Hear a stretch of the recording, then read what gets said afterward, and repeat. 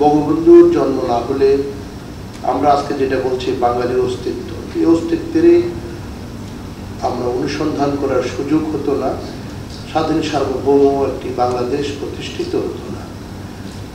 আমরা দেখেছি যে নানাবিধ প্রক্রিয়ায় বঙ্গভঙ্গ রথ থেকে শুরু করে পরবর্তী বিভিন্ন সময়ে এই অঞ্চলে একটি স্বাধীন ভূখণ্ড সৃষ্টি করার জন্য আন্দোলন হয়েছে, কিন্তু কোনো আন্দোলনেই পরবর্তীতে পরিণতিতে রূপান্তরিত হয়নি, কোনো আন্দোলন পরবর্তীতে সাকসেসফুল হয়নি।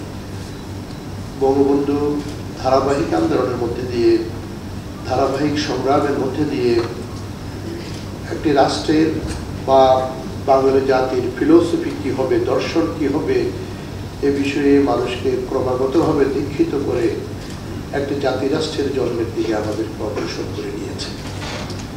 একটি জাতিরাষ্ট্রের জন্ম কিংবা কোনো একটি ভূখণ্ডের একটি বিশেষ সম্প্রদায় বা গোষ্ঠীর মধ্যে যদি চেতনার উন্মেষ না ঘটে এবং সেই চেতনা যদি কতগুলো আদর্শের উপর প্রতিষ্ঠিত না হয়, তাহলে কোনোদিন সেটি পরিণতিতে পৌঁছাতে পারে না।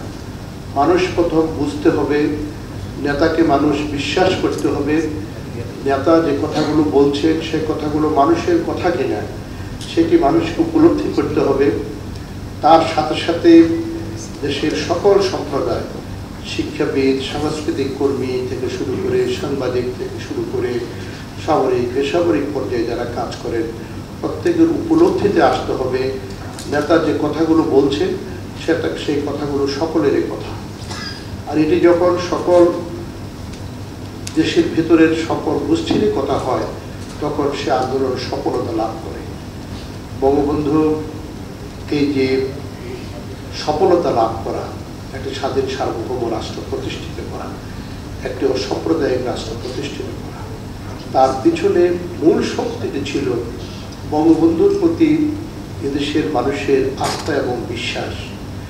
সে আস্থা এবং বিশ্বাস ছিল বিধায় তিনি তার চিন্তা চেতনাকে আশ্রয় করে একটি স্বাধীন সার্বভৌম জাতি রাষ্ট্রের জন্ম দিয়েছেন এবং পরবর্তীতে তার ৩.৫ বছরের শাসন আমলে সেই জাতি রাষ্ট্রকে অর্থনৈতিকভাবে সমৃদ্ধ করার জন্য সকল পদক্ষেপই গ্রহণ করেছিলেন। এবং বঙ্গবন্ধু জ্যেষ্ঠ কন্যা মাননীয় প্রধানমন্ত্রী শেখ হাসিনা যেটি বলেছে যে মাননীয় প্রধানমন্ত্রী যখনই যে পদক্ষেপ গ্রহণ করেন, সেখানে দেখা যায় যে বঙ্গবন্ধু সেই পদক্ষেপগুলো তার জীবদ্দশায় কোনো না কোনোভাবে নিয়েছিলেন। তো এখান থেকে বঙ্গবন্ধু যে আজও প্রাসঙ্গিক, বঙ্গবন্ধু যে চিরায়ত, বঙ্গবন্ধু বাংলাদেশ রাষ্ট্র যতদিন থাকবে সে রাষ্ট্রের অস্তিত্বের সন্ধানে যখন আমরা যাব, তখন বঙ্গবন্ধুকে খুঁজে পাব।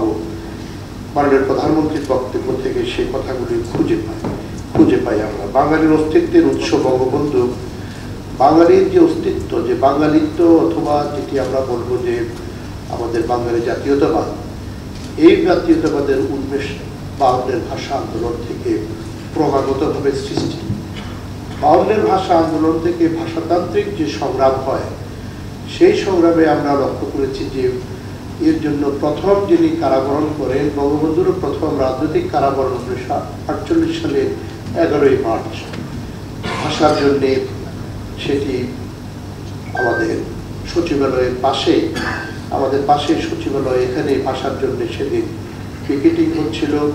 ছাত্র জনতা সেদিন ভাষার জন্যে যে উর্দু ভাষাকে প্রত্যাখ্যান করে রাষ্ট্রীয় ভাষা বাংলা হবে, সেই জন্যে আমরা সেদিন দেশের ছাত্র যুবকরা বঙ্গবন্ধুর নেতৃত্বে সেদিন সংগ্রামে রত পিকেটিং করছিলেন। তার আগের রাত্রে ঢাকা বিশ্ববিদ্যালয়ের যে শহীদুল্লাহ, আমাদের যে ফজলুল হক মুসলিম হল আছে, সেখানে বঙ্গবন্ধু সবাইকে নিয়ে ফজলুল হক মুসলিম হলের গেইটে পুকুর পাড়ায় সেখানে সবাইকে নিয়ে সভা করলেন কিভাবে পরের দিন ধর্মঘটকে সফল করা যাবে, এবং পিকেটিংরত অবস্থায় বঙ্গবন্ধুকে গ্রেপ্তার করা হয়।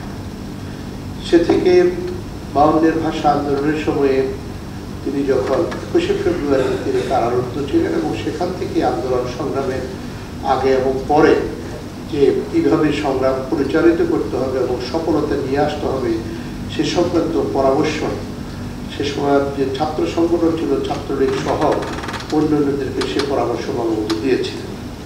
তার পরবর্তী বিষয় তো সকলের জানা এবং ক্রমাগতভাবে আমরা 6 দফায় আসি। সেটি বস্তুত অর্থে মাওলানা ভাষায় নিজেই বলেছিলেন যে এটা তো 6 দফা নয়, এটা বস্তুত অর্থে 1 দফা। লক্ষ্য হলো একটি স্বাধীন সার্বভৌম বাংলাদেশ নামক রাষ্ট্রের প্রতিষ্ঠা করা। পাকিস্তানি শাসক শোষক চক্র সেরকম উদ্ভাবন করেছে, তার পাকিস্তানি শাসক শোষক চক্রের যে প্রেতাত্মারা ছিল, তারা যারা চেয়েছিল এই দেশ যেন কখনো স্বাধীন না হয়, তারা তখন থেকে বঙ্গবন্ধুর বিরোধিতা করা শুরু করে।